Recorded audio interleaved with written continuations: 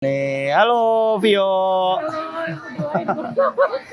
Ya, jadi aku mau nanya-nanya nih. Jadi aku punya ide bikin aplikasi mengenai pemesanan makanan di kantin kampus. Ya, aku mau nanya-nanya kamu nih sebagai yang sering datang ke kampus dan pesan makanan. Nih, kalau misalnya ada aplikasi buat pesan makanan di kantin, fitur apa saja yang menurut kamu wajib ada? Pastinya fitur ini sih buat milih eh, makanan mana aja, terus dari stand yang mana aja gitu pastinya. Terus ada fitur apa ya? Mungkin kuantitinya jangan lupa, terus fitur sama mungkin ada notes-nya. Jadi mungkin kalau misalnya kayak misalnya nih kita mau pesen nasi goreng, kan pasti ada orang yang suka nasi gorengnya pedas, ada yang nggak suka pedas kan. Jadi di situ di notes tuh jadi kita bisa ngasih keterangan lah ke penjualnya. Oke. Oke. Ini ada pertanyaan lagi. Kalau misalnya pesan makanan di aplikasi ini, kira-kira kamunya itu gimana sih alurnya? Yang kayak kita tahu kan, kalau misalnya kita pakai Gojek, yang GoFood atau nggak Shopee Food, biasanya kan kayak pesanan dari kita lempar ke restoran, restoran diambil sama driver, driver dilempar lagi ke kita. Nah, kita mau bikin konsep yang sama kayak di kantin kampus ini. Tapi kamu ada referensi nggak atau nggak ide atau nggak kayak gimana biar kita lebih mempermudah sebagai kamu yang pengguna aplikasi? Ini nanti sistemnya itu maksudnya bakalan tetap di sini atau gimana?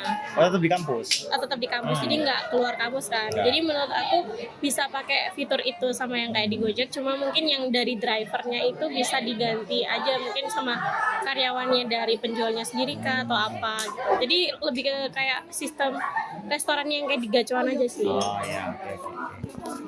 Nih, aku mau nanya mengenai soal pembayaran.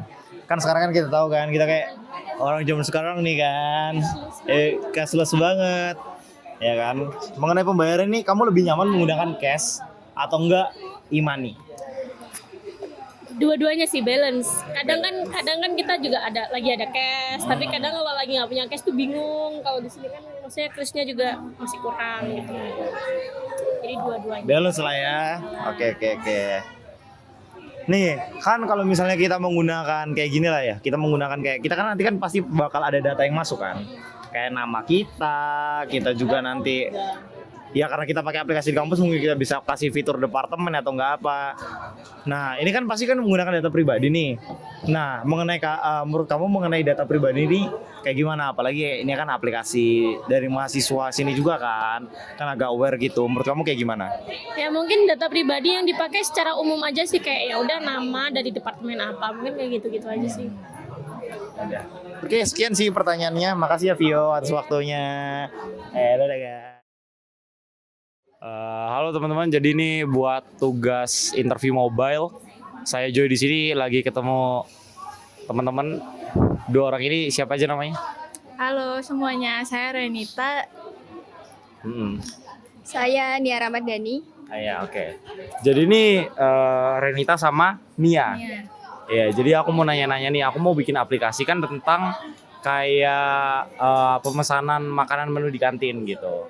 Nih, kalau aku mau nanya kalian nih sebagai anak-anak yang beli makanan di kantin, kalau ada aplikasi buat pesan makanan di kantin, fitur apa yang sepertinya wajib dimiliki menurut kamu?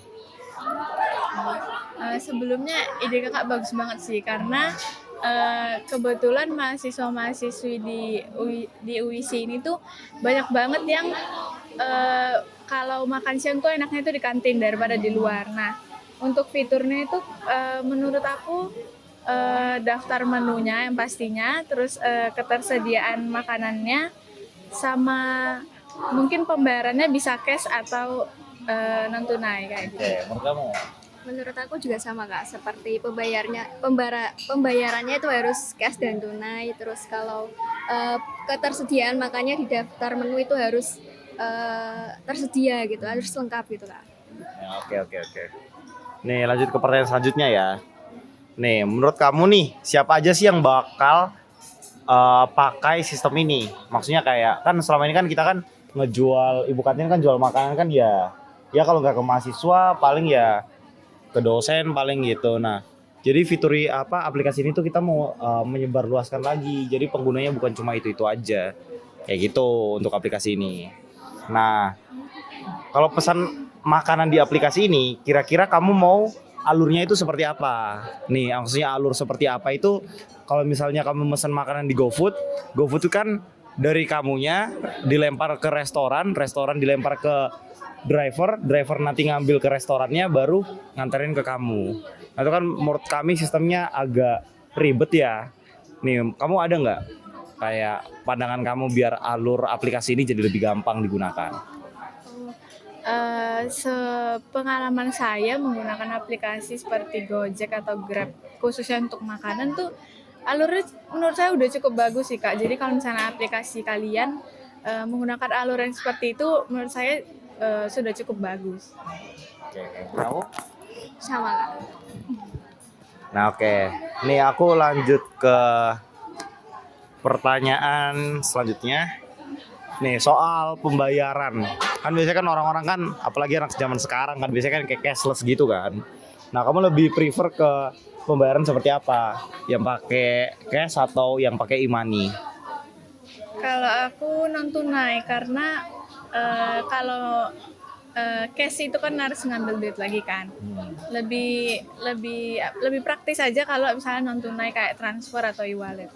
Menurut kamu? Kalau menurut saya sendiri lebih praktis yang pakai non tunai Kak, karena memudahkan kita juga kalau kita tidak punya cash juga itu. Oke. Nih, kalau ini pertanyaan terakhir nih dari kita. Kalau soal data pribadi, misalnya riwayat pesan atau data kontak, menurut kamu penting nggak biar data itu tetap aman di aplikasi ini? Penting sih, soalnya itu kan biodata pribadi seseorang yang nggak bisa disebarluaskan. Jadi kalau bisa itu agak diprivasiin kayak gitu. Kamu? Iya juga Kak, sama harus diprivasi karena data kita itu adalah data penting yang kita punya, tidak boleh dipersebarluaskan gitu. Oke, jadi sekian saja dari pertanyaan dari kami. Terima kasih juga atas waktunya, teman-teman. Ya udah, see you. Teman-teman, kita udah sama mahasiswa tua ini semester 7, udah fokus skripsi, teman-teman. Oke. Jadi nih, Mas, kita kan mau bikin aplikasi nih, Mas. Oke. Aplikasinya ini kayak ngebantu mengenai kayak penjualan makanan di kantin kampus gitu. Menurut Masnya kayak gimana nih mengenai konsep aplikasi ini? Iya sih, terutama kalau saya ya yang di jam sering kuliah di jam siang ini kan di semester 7 ini kan sering bingung dulu itu kayak kantin yang ini itu menunya apa aja. Kita itu sering bingung gitu loh, ini apa aja. Masa kita harus tanya dulu itu kan kurang enak gitu lah, apalagi kalau kantin itu sedang ramai banget, kita kan nggak tahu ini jual makanan atau minuman kan nggak tahu. Jadi semisal kayak minimal ini menunya lah ada itu. Oh, iya. Kayak kantin A, kantin B, kantin C itu menunya harus ada. Oke Mas. Lanjut ke pertanyaan selanjutnya. Nih, yang kami sih membuat aplikasi ini tuh yang bakal dapat bisa diakses bukan cuma hanya mahasiswa saja, tapi itu rata-rata juga buat dosen. Mungkin Masnya juga punya ada tambahan gitu, mungkin aplikasi ini bisa kita sebarluaskan seperti apa atau enggak kayak gimana? Oke, untuk itu sih kayak seperti PKTL atau karyawan yang lain ya. Nah, kalau di UISI sendiri ini kan terbatas ya kan, karena kan orang umum nggak bisa masuk gitu loh. Jadi kayak semisal mahasiswa, dosen, PKTL dan karyawan yang lain pun kalau bisa saya kasih tambahan itu pegawai pabrik semen ini sendiri itu biar kantin ini nggak dijual hanya pada saat jam kuliah saja. Jadi biar Sabtu Minggu pun atau kita jam saat kita libur kuliah pun mereka masih bisa mencari rezeki gitu. Oke Mas. Nih ada lagi nih pertanyaan mengenai kayak alur aplikasi. Biasanya kan ya kayak Gojek, GoFood, Shopee Food gitu. Biasanya kan alur aplikasi pemesanan untuk makanannya kan dari customer dilempar ke resto, resto dilempar ke driver, driver ngambil, dilempar lagi ke customer. Nah, kami mungkin mau pakai konsep yang kurang lebih hampir seperti itu. Nah, menurut Mas itu konsep seperti itu seperti apa untuk sebagai pemesan makanan? Kalau semisal kayak Gojek itu kan emang kayak terlalu lama kan ya, apalagi kayak kalau di daerah kita ini bener-bener nggak ada Gojek yang manggil atau gimana gitu kan agak sulit, jadi lama gitu. Kalau semisal ini website atau aplikasi ini itu terkhususkan untuk pedagang yang di kantin dengan konsumen yang ada di kampus saja. Jadi kalau semisal dosen di gedung A gitu pesan makanan apa gitu langsung dianterin aja. Jadi antar pedagang dengan konsumen langsung aja sih biar simpel gitu. Ya, oke. Kalau ini nih Mas, mengenai pembayaran gitu. Nih Mas ini lebih contoh orang ke yang pakai e-money atau orang yang cash? Kalau aku sendiri sih lebih cepat ya. Kalau lebih cepat ini pakai cash. Cuman kalau di zaman sekarang kan apa-apa itu pakai digital toh.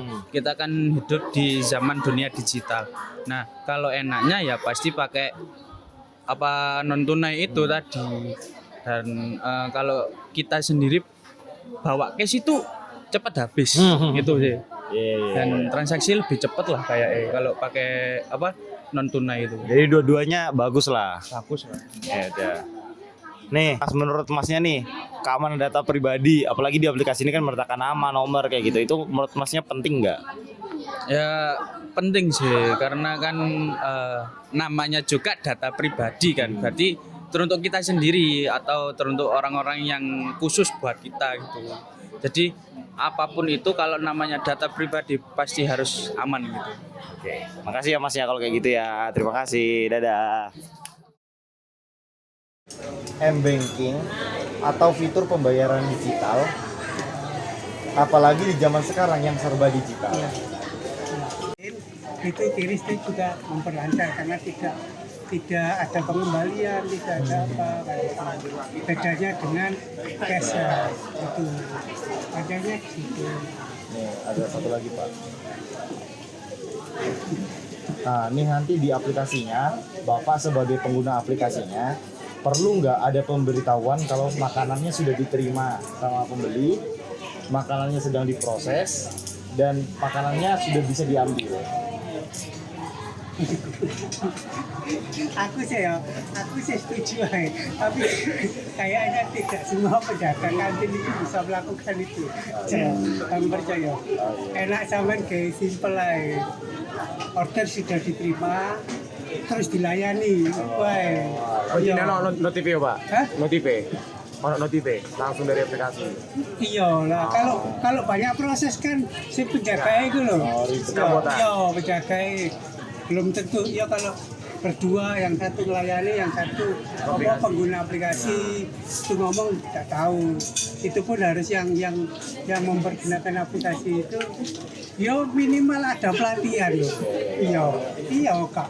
Langsung karena mak-mak yang mengerti dewa ya. Iya. Ini yang terakhir Pak. Apakah Bapak perlu sebagai penjual ada fitur di aplikasi untuk menandai menunya sudah habis atau sudah tidak tersedia atau enggak kantin lagi tutup? Itu kayaknya ada jawaban untuk yang order ya. Order sudah selalu ternyata pada di sini barangnya habis. Nggak ada itu memang yang perlu. Ya. Tapi kalau yang setelah ini begini terlalu banyak, saya tidak menjamin. Pemanen mak-mak kok. Yang simple ya. Iya, simple. Oh, sudah terorder. Oh, sudah dilayani ngono tok ae. Contohnya contoh garis besar. Oke, kalau kayak gitu ya terima kasih ya Pak ya udah waktunya.